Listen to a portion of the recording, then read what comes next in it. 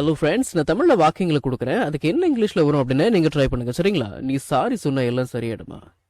இந்த மாதிரி நம்ம பேசுவோமா இல்லைங்களா? எப்படி பேசலாம்? கொஞ்சம் யோசிக்கலாமே. நீ சாரி சொன்னால் எல்லாம் சரியாயிடுமா? இதை எப்படி இங்கிலீஷில் பேசலாம் அப்படின்னா, will every thing B all right?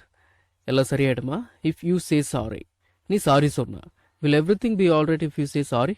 நீ சாரி சொன்னால் எல்லாம் சரியாயிடுமா அப்படின்னு அர்த்தங்களா? சரி, அவன் பார்க்கறதுக்கு அப்படியே உன்ன மாதிரியே இருக்கான். அவன் பார்க்கறதுக்கு அப்படியே உன்ன மாதிரியே இருக்கான். He looks exactly like you. He looks like you அப்படின்னா என்னங்க அர்த்தம்?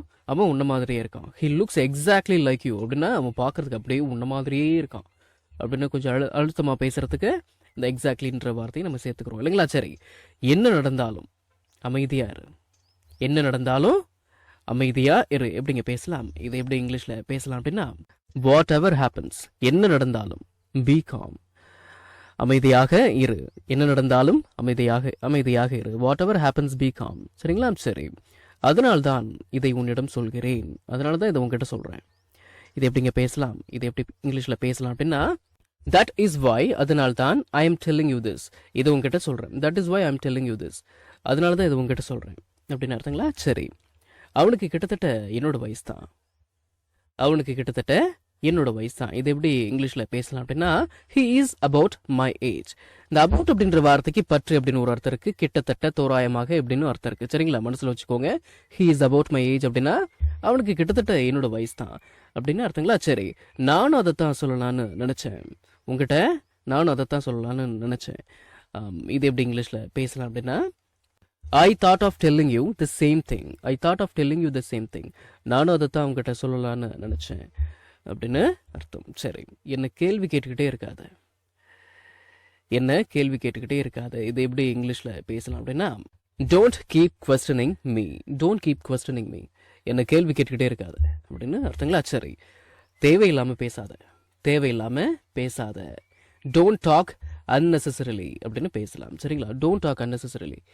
டோன்ட் டாக் அன்னெசரிலி அப்படின்னா தேவையில்லாமல் பேசாத. சரி, நீ வந்த உடனே எனக்கு கால் பண்ணுறியா? நீ திரும்பி வந்ததும் எனக்கு கால் பண்ணுறியா? இது எப்படிங்க இங்கிலீஷில் பேசலாம்? இது எப்படி பேசலாம் அப்படின்னா, will you call me as soon as you come back. As soon அஸ்னா என்னங்க அர்த்தம்? உடனே. நீ வந்த உடனே, அந்த உடனேன்னு வந்திருக்கு பாருங்க, அதுதான் as soon as. Will you call me as soon as you come back. Will you call me as soon as you come back. நீ திரும்பி வந்ததும் நீ வந்த உடனே எனக்கு கால் பண்ணுறியா அப்படின்னு அர்த்தங்களா? சரி, அது அவனுக்கு தெரியக்கூடாது. அது அவனுக்கு தெரியக்கூடாது. இது எப்படி இங்கிலீஷில் பேசலாம் அப்படின்னா, he should not get to know that. he should not get to know that அப்படின்னா அது அவனுக்கு தெரியக்கூடாது அப்படின்னு அர்த்தம். சரி, இன்னும் நீ சாப்பிடலையா எப்படிங்க பேசலாம்? haven't you eaten it அப்படின்னு பேசலாம். haven't you eaten it?